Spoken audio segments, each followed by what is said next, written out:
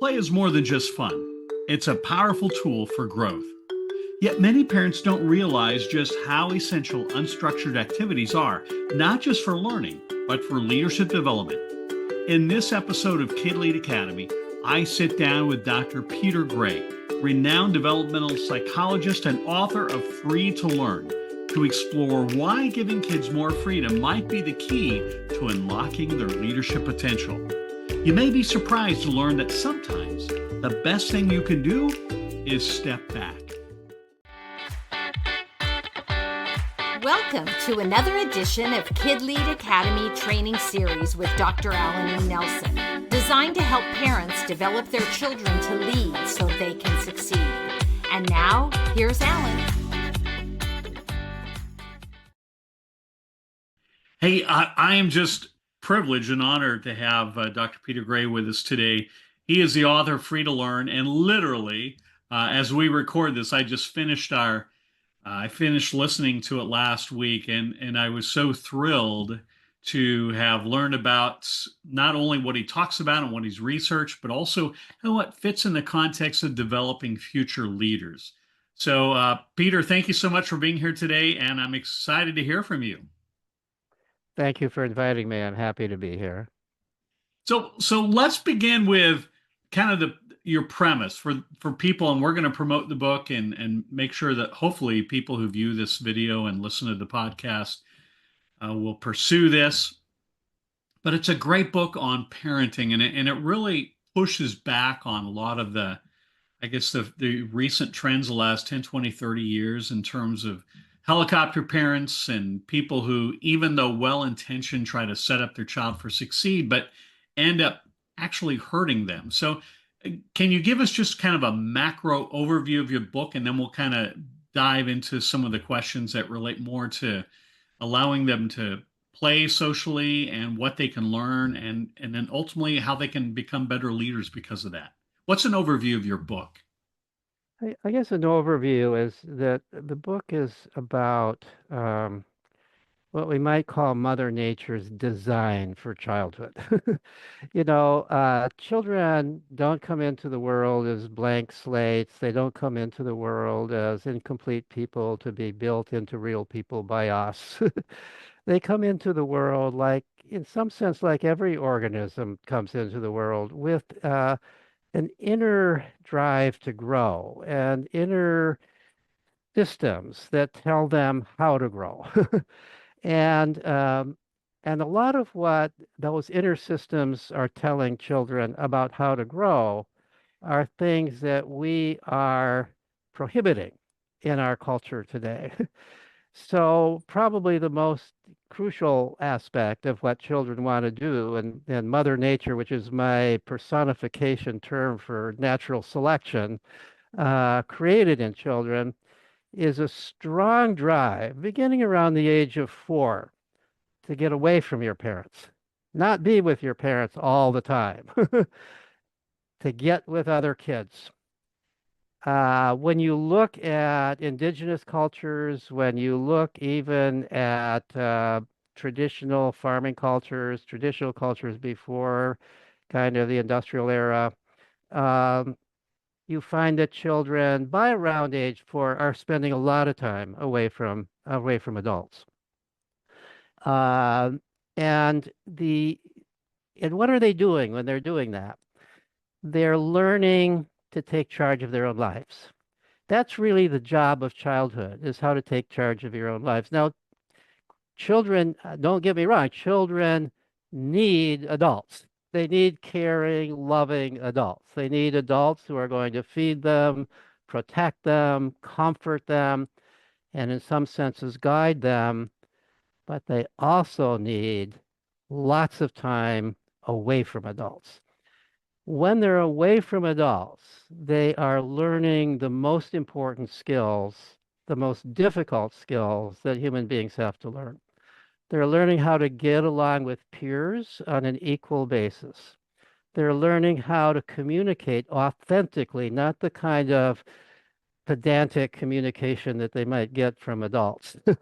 They're learning how to organize their own activities and negotiate with peers as they organize those own activities. They're learning how to make rules, and they're learning the democratic meaning of rules because when they're playing with other kids, they've got to figure out the rules. How are we going to make this fair and fun? Um, so, so these are the ways when I titled the book "Free to Learn." So these are the ways that children learn when they're free to be children, when they're free to behave the way Mother Nature designed children to behave. We have gradually, not all at once, but gradually over decades, taken that freedom away from children. So already by about 1990, childhood, as I've described it, was pretty fully destroyed.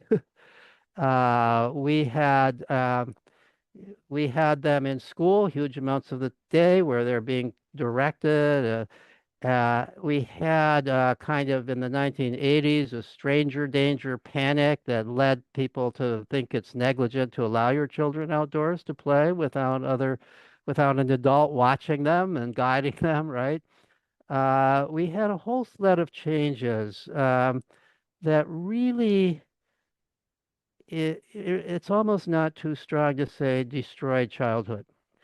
As I say in the book, we turned childhood into a period of resume building as we got more and more obsessed with schooling, with our kids getting into college, and with a very, very narrow definition of what it means to learn, where it's kind of learning that stuff, however it was chosen, that is being tested in school. So that's really maybe a little bit longer story than you wanted, but it's kind of a story of what the book, where I'm coming from with regard Yeah. to my view about childhood. And having just read it, I would agree that's a great overview. So I think back of my growing up. I grew up on a farm and I'm an only child, but I remember going to school and we had recesses like you had recesses. And I remember running out and the kids would come around me and say, Alan, what are we going to play today? So I'd say, oh, let's play softball or let's play soccer. Or let's play Right. Red Rover, right? So it was very unstructured. And when we have in our research on young leader development worked with kids in schools, we said, okay, let's observe kids without the authority figure there, without the parent there or the teacher there or the principal there, and see what they do. And yeah, as early as preschool, you can kind of see who the little boss mosses are, right? Who picks the theme and picks the play and recruits their people. So talk to us a little bit about how unstructured play, not the organized play that a lot of us as adults do with kids, but really just letting kids run in the backyards, run in empty lots. What sort of socializing and developmental skills do you see when that happens? Well, so some of it is what I have already at least briefly referred to. Children have to figure out how they're going to get along with their friends. There's almost nothing that children want more than friends. They want, and a friend for anybody under about 12 is somebody you play with. That's the definition of a friend, somebody I'm playing with. They want to play with other kids. Now, to play with other kids, there are certain sacrifices you have to make. You can't have things just your way. You've got to negotiate. You've got to compromise. Watch even little kids. Watch 4-year-olds, So, there are actually, films being made of kids, little kids, 3 to 5 years old, playing spontaneously. And if you really watch what you're doing, it's incredible what they're doing. So for example, one of the film stories that actually formed also part of a book written many years ago was of little children in at that time you would have called it a nursery school, where they were in the dress up room of the school And these little girls had a game. They ranged from three to five, a game that they were going to be going to the king's castle for a ball. And the whole scene is who is going to be the one who gets to marry the prince? Who is going to be the one who gets to wear this beautiful necklace that we found here? Oh, you got to wear it last time. My turn this time. There's a whole discussion about it. They're not fighting about it, but they're discussing it. They're negotiating about it. And then there's compromises being made.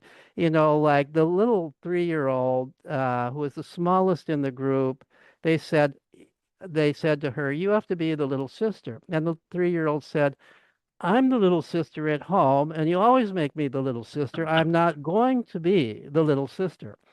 So look what this is illustrating. It's illustrating, number one, how to be assertive about your own needs, but also how to compromise. They ended up saying, okay, you can be the big sister, but we're going to be mothers. They kept Yeah. their status over her, but that seemed to satisfy everybody. So this is even little children, but then watch older children instead of, now sadly, if kids go out to play baseball or soccer, whatever it is, it's in a team organized by adults. Adults are doing everything. But the way, of course, that we always played these games back in the 1950s when I was a kid, you went out, there were a bunch of other kids that showed up at the vacant lot, and there's no manicured field, there's no adults around. There might be glass in the field. There's windows over there. There's a busy street over there. You have to make the ground rules for this game. You have to choose up sides. You try to make them fairly even. You never have 18 players. So and so's going to catch for both teams. Not everybody has a glove. You're going to have to share with the people who don't have a glove on the other team when you're up to bat. All these kinds of negotiations, discussions, which all has to do with getting along with one another. The real lesson when you're playing that way is that the primary goal is you have to keep everybody happy. Otherwise, the game falls apart, including you have to keep the players on the other team happy. So these are skills. They're certainly related to leadership skills. They're related to any kind of interaction skills. Now, the other thing, when we're talking about leadership, I have to say right off, and from reading the book, that one of the things that I am a strong advocate for is age mix play. So when Yeah. children are playing, and normal play is age mix. Recess is abnormal in that you've got everybody is about the same age. Recess is not an ideal place to play. It's now we've totally ruined recess because it's so structured and so short. But the recess you described was real play, and the recess I had was real play, but it was not as good as if all the kids in school were playing together, as we do in Play Club through Let Grow, which is possible that Lenore talked with you about when you interviewed her. But in normal neighborhood play, like that pickup game of baseball, there would have been little kids, there would have been older kids. In normal neighborhood play of any sort, you play with whatever the kids are around. You don't, your best friends might be roughly the same age as you, but your playmates include a larger span. Now, when you have a large span of ages, quite naturally, the older kids tend to be the leaders. The younger kids look up to them. They sort of expect the older kids to be somewhat leaders. When everybody's the same age, we kind of think of leadership as a personality trait. There are some people who are naturally leaders, and they're the ones who rise up. But as we all know in real life, we're all leaders sometimes, and we're all followers sometimes. It depends upon context, it depends upon what we know and what the other people know. It depends on what our job is, and so on and so forth. So, so we all need to develop leadership skills if we're going to be fully functioning well adults. In an age mixed environment, there's always younger kids.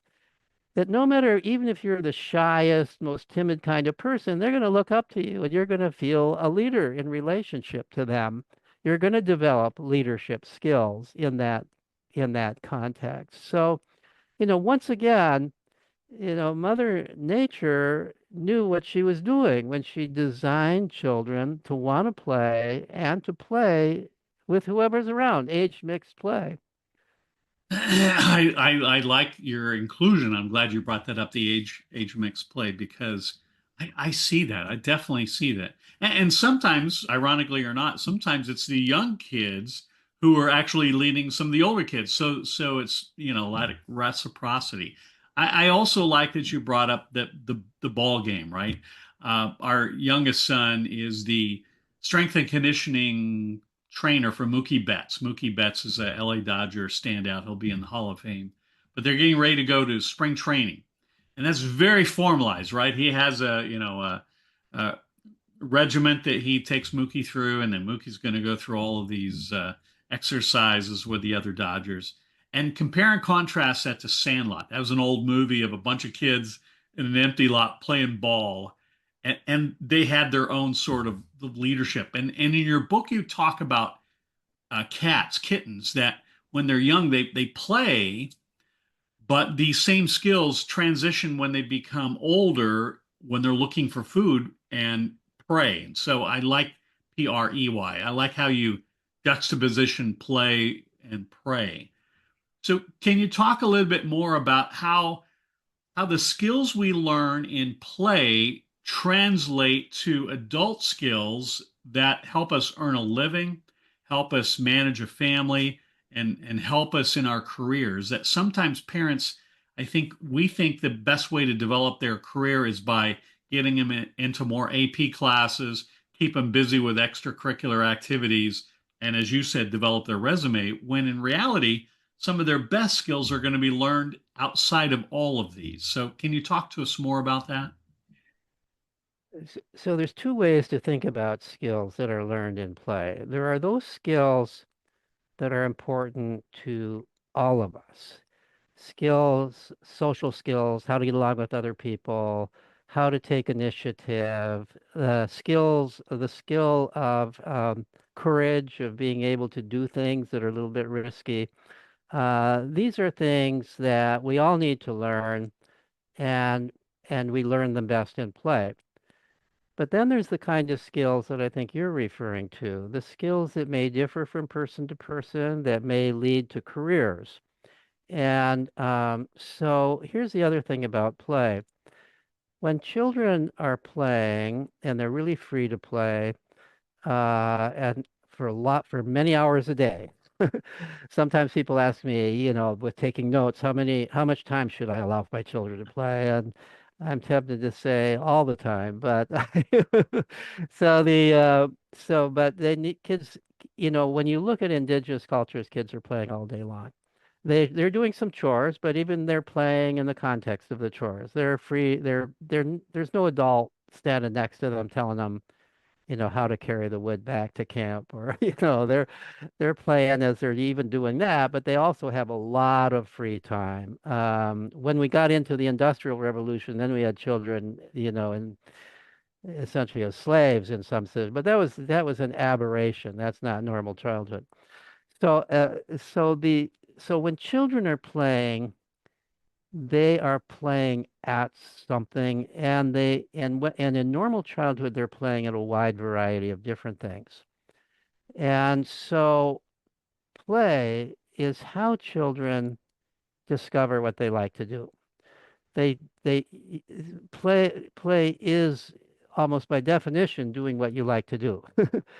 And so you find you love to do this and you love to do that and then maybe at some point you're spending great amounts of time at one kind of play. We might call it a hobby as kids get older. This really is a hobby. And if you're lucky, and you don't even have to be that lucky in our culture, you can turn that into a job. So I have some of my career, as you might know, has been to do follow-up studies of kids who did not go to conventional schools, but rather grew up uh, in an educational environment where they were in charge of their own education. So my own son went to this alternative school called the Sudbury Valley School, where there actually are no courses required at all, no tests, all this stuff that we think of as school there. You're basically, I mean, this sounds sinful to many people, right? You're basically free to play and explore all day long, but you're also responsible to follow the rules of the school, which are made democratically at the school meeting by a vote that includes every student who wants to vote who's there, as well as the staff members who are there. There are kids there from age 4 on through teenage years.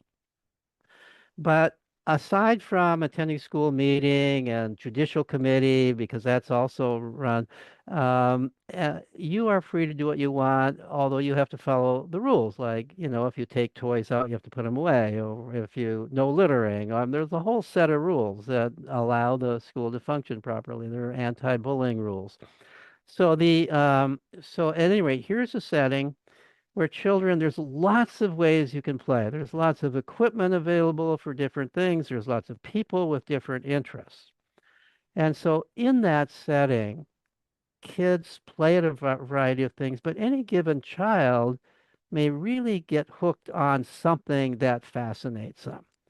So in my first study of the graduates of that school many years ago, I looked at there were about there was something like 70 kids in that study out of a total of about 90 kids who were graduates of the school at that time. So we found the my co-researcher and I found most of the graduates and they filled out a long questionnaire and some of them we interviewed personally. But we asked them, what was it that you played at as a kid? How did you spend most of your time? And then independently of that, we asked them about their current careers. And for about half of them, we found a very direct pathway between what they were doing as kids in play and what they were doing now to make a living. Just to give a couple of examples to illustrate. So one of the young women at that time was the captain of a cruise ship. So she, as a little girl, was fascinated by boats, little boats. She played, there was a pond on the school campus. She played with boats. By the time she was a teenager, she took advantage of the fact that the school allows you to spend a lot of time off campus if you wish to apprentice herself to a ship captain on Cape Cod. She would commute out by herself to Cape Cod and learned how. And by the time she left the school, probably around 17, 18, she was pretty well prepared, pretty well on way to her dream job. Just to give another example, there was a young man who was a machinist. He had a machine shop, but he was really more of a machine than a machinist. He was an inventor. People would come to him if they needed some machine built that nobody had ever built before. And he was really quite genius at doing this. Well, he was a kid who was involved in what researchers call constructive play, building stuff in play all the time. He was the leader of a sort of gang of kids when he was 8 and 9 years old, who would build these whole villages of plasticine, and they would make it all to scale. They would measure everything. It had to be all to scale.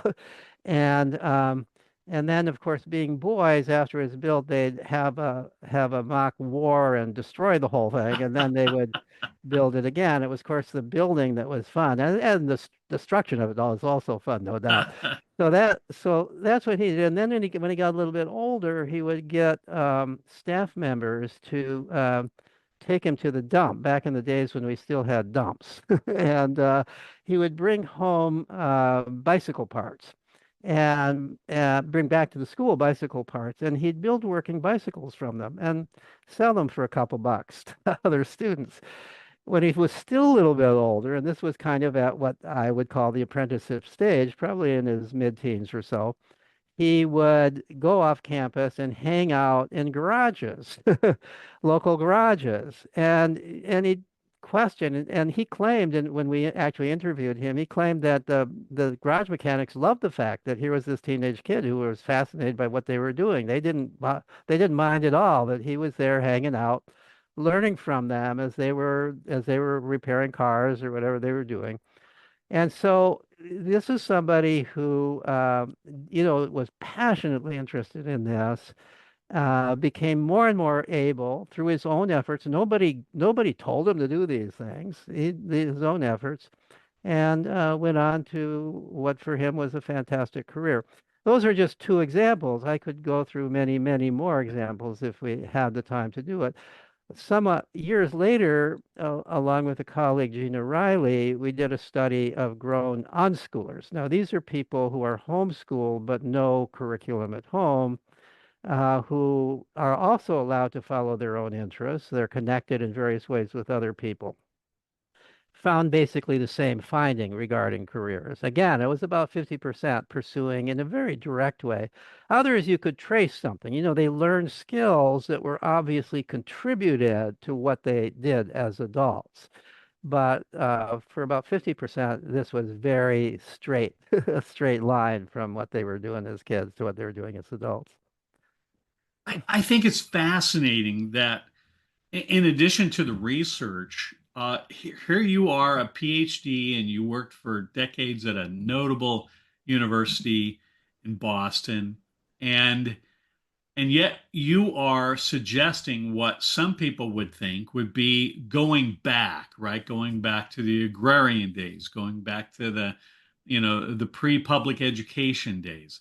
So I love the sort of the conflict of what we think, we community, so society think as common sense, to suggesting that maybe what is modern is actually not better. So two questions to close. One is, why do you think society has done that? Why have we deviated from this path that we have gone to more formalized and almost locked down education? And then secondly, what could savvy, educated parents do to, in their busy lives, incorporate some of the organic principles that you're advocating in your research? Yeah, well, it's a long story of how we got to this place. I'm actually writing a book now tentatively called Restoring Childhood, that is the history of how we destroyed childhood, and then how can we renew it. But one thing I would suggest, I also write a Substack called Play Makes Us Human, and one of my essays, I call them letters in the Substack. Is has the title something like 13 ways to permit real play in children's lives in today's world. And I list 13 ways of doing it that I know people actually doing. I don't know anybody actually doing all of them, and not all of them are possible for everybody. But this describes it's not easy to do. I think in today's in the in the 1950s when I was a kid, all you had to do as a parent is kick your kid outdoors, and all parents kick their kids outdoors because they didn't want the kids in the house, right? So now we do the opposite. We keep them indoors. It's a little easier to keep them indoors than it used to be because we have bigger houses and we've got television to pacify them and so on and so forth. But back then, parents, it wasn't necessary for the good of the kids, it was good for the parents to kick the kids outdoors. But since all kids were kicked outdoors, and there were actually more kids proportionate to the population then than there are now, there were always kids to play with. That's not true now. You kick your kid outdoors and there's nobody to play with. Moreover, you run the risk of somebody calling the police and reporting a loose child out there, and you get a visit from Child Protective Services that maybe you're a negligent parent for not watching your child, even if the child is 10 years old. So that's so it is hard. So I think that a real challenge that for parents to face is how in today's world can I arrange for my child to be playing with other children freely away from adults without adult control. You're probably not going to work out a way to do it totally away from adults because most parents would be afraid of allowing that to happen. So what we can do is develop opportunities for free, ideally age mixed play with large groups of kids where there are one or two adults there just for safety. Not to tell the kids how to play, not to interrupt, not to solve minor quarrels, not to be somebody to tattle to, but just there for emergencies. So one thing that I've been involved in, along with Lenore Skenazy, who's the president of the organization Let Grow, is play clubs in schools. So this is free age mixed play before school or after school, ideally both, but I don't know any schools that are doing it both. Where there are no rules of other than don't hurt anybody. And in this day and age, it's not a bad idea to have a rule, no cell phones, because a lot of kids are so used to being on cell phones that they might do that, being a little shy about playing instead of playing. So you might have that rule. And the rule that you kind of have to stay within the campus. You can't go running off. Those are the basic rules about Play Club. And this has been extraordinarily successful where it has occurred, but we need more of that. My ideal would be that every day after school, from when school closes until parents are home from work, the school is open for free play. The school playground, the gymnasium, the hallways, the art room, other rooms where you might have games. If you got a swimming pool in the swimming pool, all open for free play. This would solve two really big problems. One is providing a real amount of opportunity for true play for kids in a world where they're otherwise deprived of it. And secondly, solving the babysitting problem that occurs between the time when school closes and parents are home for work. It seems like a no-brainer. All the equipment is there. You Yeah. don't need a lot of adults to watch this. Um, I would love to see that happen. So that's one. That's one. But if you look at that Substack letter, you can Google it, or you can go to my Substack, look at the table of contents. It's probably about 3 months ago that I published that one. But you can also see many, many other articles where I deal with the kinds of issues that I've just been talking about here. I'll put those in the show notes, certainly in the YouTube and the podcast. And letgrow.org is a great organization to encourage schools and other civic groups to organize this unorganized play. I guess we could say it seems to me a no-brainer. I agree with you. And from a leadership, a passionate person focusing on ethical and effective future leaders, I just think that ability to learn to lead without an authority figure there, I think it's so critical. So, Peter Gray, thank you for your time. I am excited about the people who are going to be watching and listening to this, who are going to pick up your book and look at other things that you've done. And thank you for your work in terms of helping us get back to some basics, which will actually set us forward to have a much better civilization. And I hope that people log on to this. So thanks. And we hope that all of you listening and watching this will take advantage of these. Have a good day. You too. Thank you. It's been fun. Thanks.